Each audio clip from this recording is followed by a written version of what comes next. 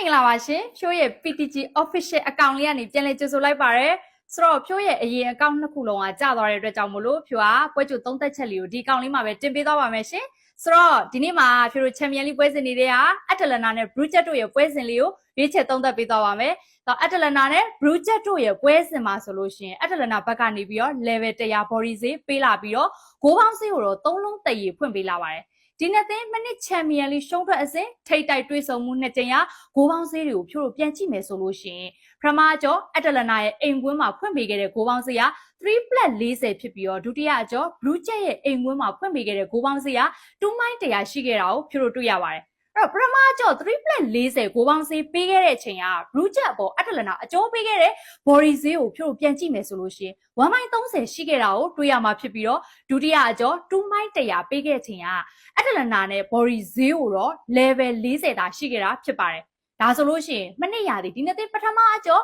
တွေးဆုံမှုမှာတော့အက်တလနာရဲ့ဘော်ဒီဈေးက1.30ရှိခဲ့လို့ဂိုးပေါင်းဈေးကတော့3+40အထိရောက်ခဲ့ရလို့ဆိုလို့ရပြီးတော့ဒုတိယအကျော်မှာတော့အက်တလနာရဲ့ဘော်ဒီဈေးက level 40တာရှိခဲ့လို့သာဂိုးပေါင်းဈေးက2.100ရှိခဲ့တာလို့ပြောရမှာဖြစ်ပါတယ်ဒါဆိုလို့ရှိရင်ဒီနေ့သင်းမနစ်ရာသီတွေးဆုံမှုနှစ်ကြိမ်မှာဘော်ဒီဈေးနဲ့ဂိုးပေါင်းဈေးဖွင့်လှစ်မှုအရဆိုလို့ရှိရင်လက်ရှိ body ဈေးက level 100သာပေးလာတဲ့အက်တလနာရဲ့ body ဈေးမှာဆိုလို့ရှိရင်ဂိုးပေါင်းဈေးကတော့မနေ့ရာသီကပေးခဲ့တဲ့2.100နဲ့3+40ကြားမှာပဲရှိနေရမယ့်သဘောမှာဖြစ်ပါတယ်။ဒါကြောင့်မို့လို့ body ဈေး level 100မှာဂိုးပေါင်းဈေးက2.100နဲ့3+40ကြားရှိနေရမယ်ဆိုလို့ရှိရင်ဒီပွဲစဉ်ရဲ့ဂိုးပေါင်းဈေးက3+80လောက်မှာဖွင့်ပေးလာမှာဖြစ်ပါတယ်။အဲ့တော့လက်ရှိဖွင့်ပေးလာတဲ့ဂိုးပေါင်းဈေးမှာတော့3လုံးတည်ရပေးလာတာကိုဖြို့တို့တွေ့ရတဲ့အတွက်ကြောင့်မလို့မနေ့ကနီးတူအပြန်အလှန်သွင်းကိုတွေနဲ့ရင်ခုန်စရာကောင်းတဲ့ပွဲကောင်းတစ်ပွဲဖြစ်လာဖို့လို့ယူဆတဲ့အတွက်ကြောင့်မလို့ဖြို့ကတော့ဂိုးဘော်နဲ့သာစဉ်းစားကြည့်စီကြပါတယ်အဲ့တော့ယနေ့ညဖြို့ရွေးချယ်မှုလေးကတော့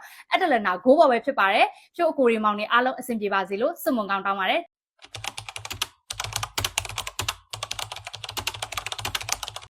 အားလုံးပဲမင်္ဂလာပါရှင် United တိုင်းအနေပြန်လည်ကြိုဆိုလိုက်ပါရယ် United သတင်းတွေကိုနေ့စဉ်တင်ဆက်ပေးနေတဲ့ဖြိုးပါဆိုတော့ဖြိုးမနေ့ကဗီဒီယိုလေးမှာဝတ်ထားတဲ့အင်ကြီးလေးရတယ်ရှင်ဘက်လေးနည်းနည်းဟိုက်နေရဆိုပြီးဖြိုး comment လေးမှတ်ထားကြလို့ပေါ့နော်ဆိုတော့ဖြိုးကတော့ပုံမှန်လိုပဲထင်ပြီးတော့သတိမထားမိလိုက်တဲ့အတွက်ကြောင့်မလို့ဖြိုးကိုရီမောင်နေနဲ့ဖြိုးကိုတော့နားလည်ပေးစီကြပါတယ်ဆိုတော့ဖြိုးချစ်တဲ့ဖြိုးကိုရီမောင်တွေကိုလည်းဖြိုးကထပ်တူချစ်ပါတယ်ရှင်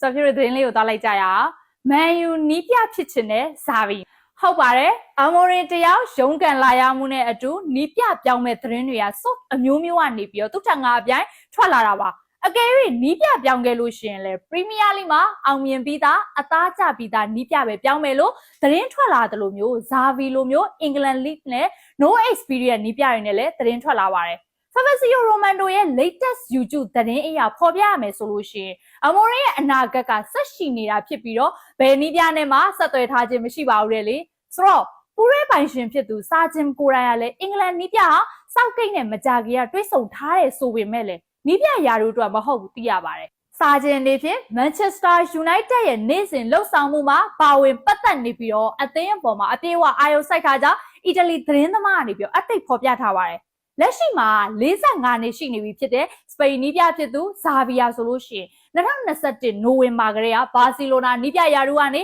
အနားယူထားတာဖြစ်ပြီးတော့လက်ရှိအချိန်ဒီအသင်းလက်မဲ့ဖြစ်နေတာပါဇာဗီနေဖြင့်ဘောလုံးလောကမှာပြန်ပြီးတော့အခြေချတော့မှာဖြစ်ပြီးတော့ Manchester United ကနေပြီးတော့တကယ်လို့အလိုရှိမယ်ဆိုလို့ရှိရင်နီးပြရာထူးအတွက်အသင်းရှိနိုင်ကြောင်း Fabrizio Romano ကနေပြီးတော့ YouTube မှာဖော်ပြထားပါတယ်ဆိုတော့ဖြိုးအကိုရီမောင်နေနေနဲ့ရောဇာဗီကိုသဘောကျလားဆိုတာကိုပြ comment box လေးမှာဝင်ဆွေးနွေးပေးသွားကြပါအောင်ရှင်ဒီနေ့ဗီဒီယိုလေးကတော့လောက်ပါပဲနောက်ထပ်ဗီဒီယိုလေးမှာပြန်ဆုံကြမယ်နော်အားလုံးပဲကျေးဇူးတင်ပါတယ်